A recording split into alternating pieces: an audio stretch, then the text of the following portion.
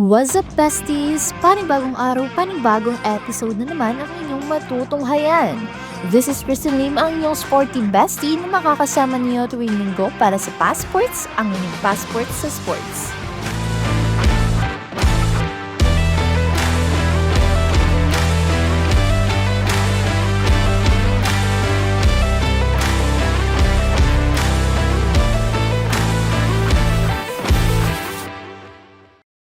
Hindi lang tayo basta-basta bibisita dahil ang bagong sports home ng Isabela City ay officially open na.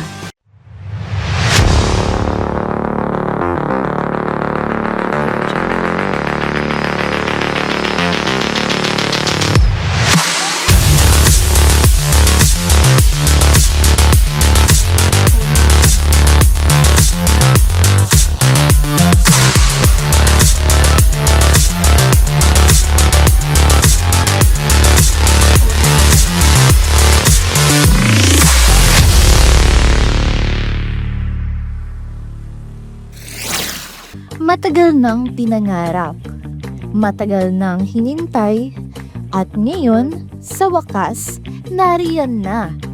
Ang bagong Isabela City Grandstand, handog para sa bawat Isabelenyo at Basilenyo.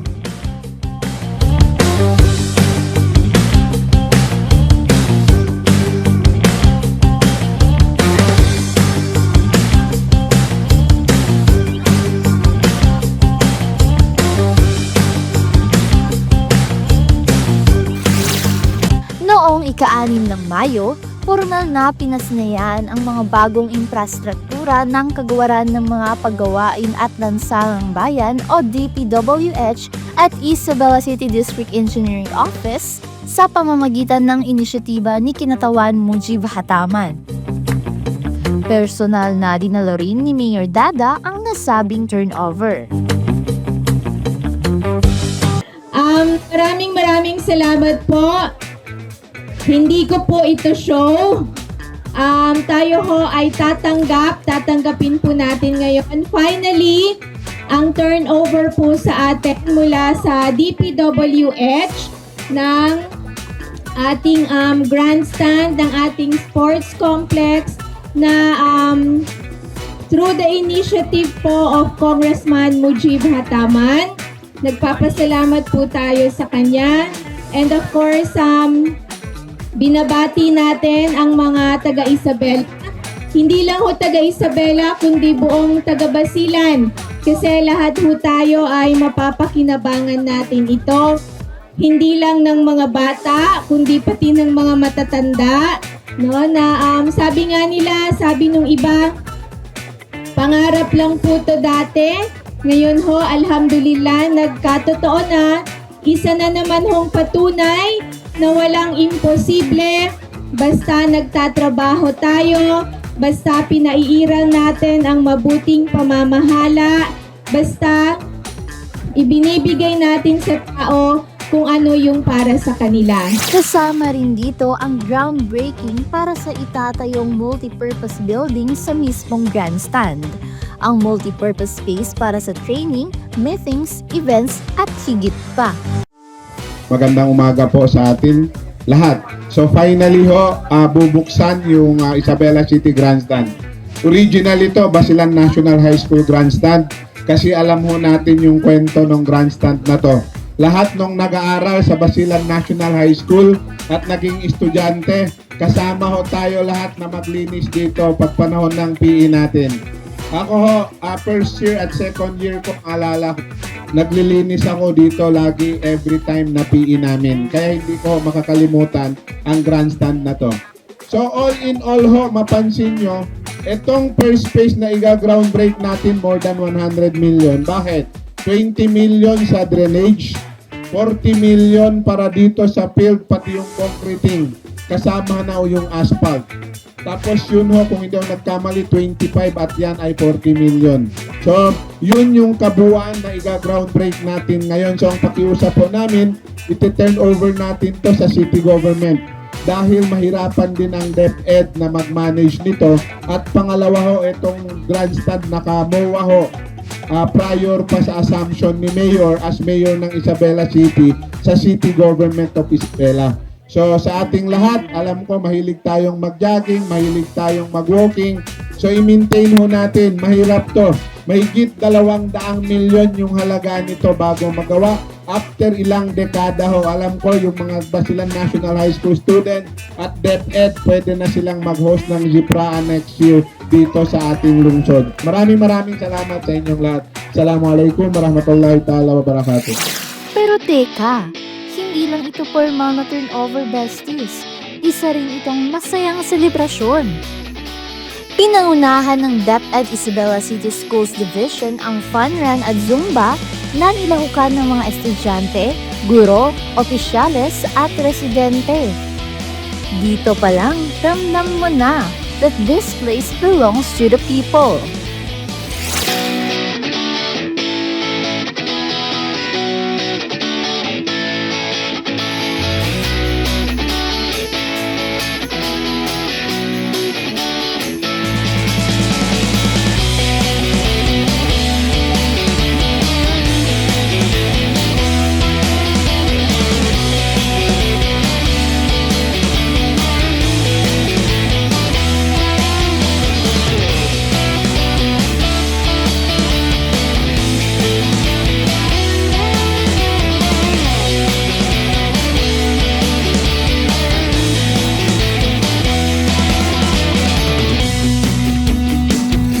Ito pong activity ngayon, start the fun run and then Zumba.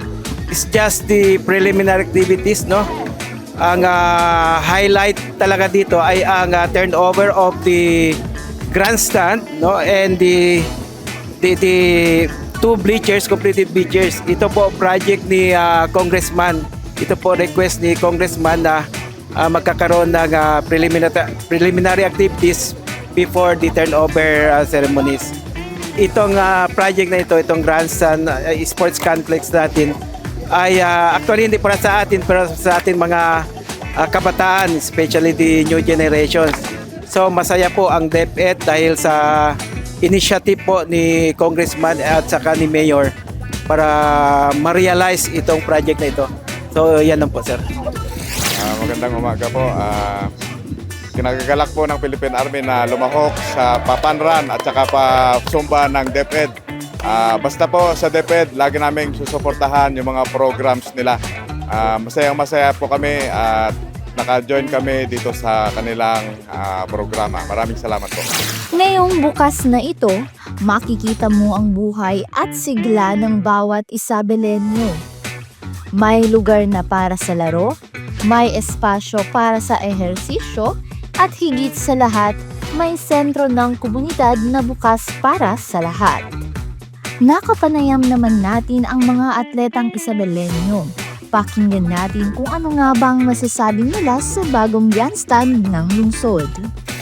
Para sa akin, malaking tulong po ang magkaroon po ng ganitong grandstand para po sa mga batang atleta kagaya ko at sa mga ka-team ko na dati nangangarap lang na magkaroon ng ganito. At masaya po ako at nagkaroon ng ganitong event dahil po sa katagalan na po at wala pong nagagawa na ganito. As you can see, ang daming changes here sa grandstand and ang daming changes compare sa first na naabutan kong grandstand, which is when I was senior high school. So it was a big help, and through the initiative of our congressman, Mr. Mujib Hataman, masyadong napaganda ang grandstand, and it will be a big help for our athletes and to our fellow Isabeleños who are sporty po.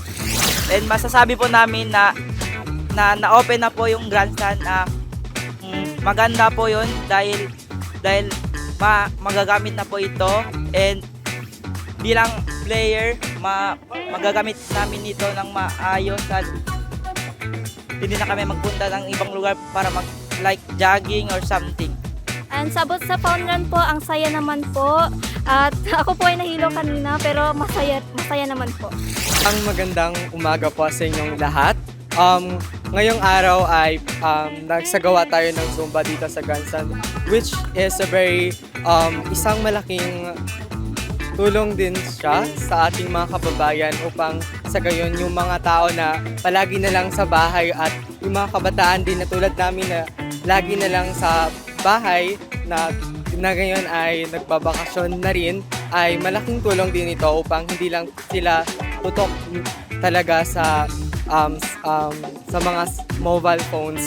Pasalamat ako sa DepEd Isabela City Schools Division for having us, and lahat tayo ay masaya para dito sa turnover ceremony ng Grandstand led by Kong Mujib Hataman. So thank you so much po talaga. So hopefully po, no, lahat ng Isabeleños makakapag-jogging na po. At talagang inaabangan natin to ng napakatagal na, no. So ngayon andito na talaga siya. At ngayon po, so andito tayo sa Zumba. So nakikita po natin ang mga participants natin. At maraming salamat po ulit. Yun lamang. Sa gitna ng mabilis na pagbabago ng mundo, kailangan ng komunidad ng matibay na espasyo para magsama-sama, matuto, gumalaw at mangarap. At ito na yun. Ang bagong Grandstand ng Isabela City ay hindi lang para sa palakasan. Ito rin ay para sa sining, kultura, kapayapaan at pagkakaisa. Tara, gamitin natin ito. Para sa lahat, para sa Isabela, para sa Basilan.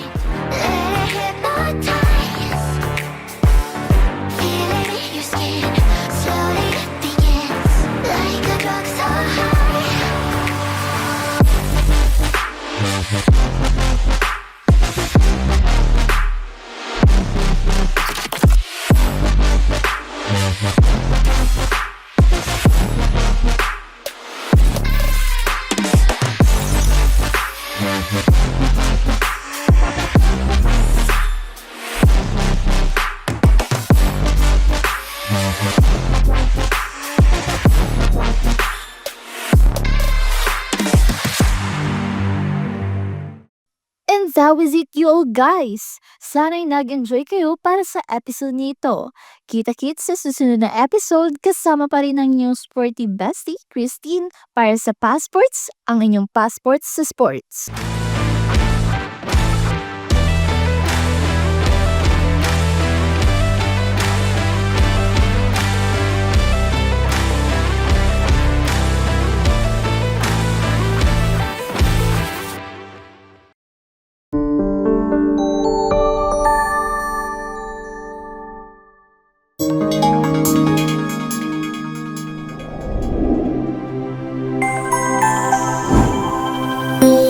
ISA TV Production.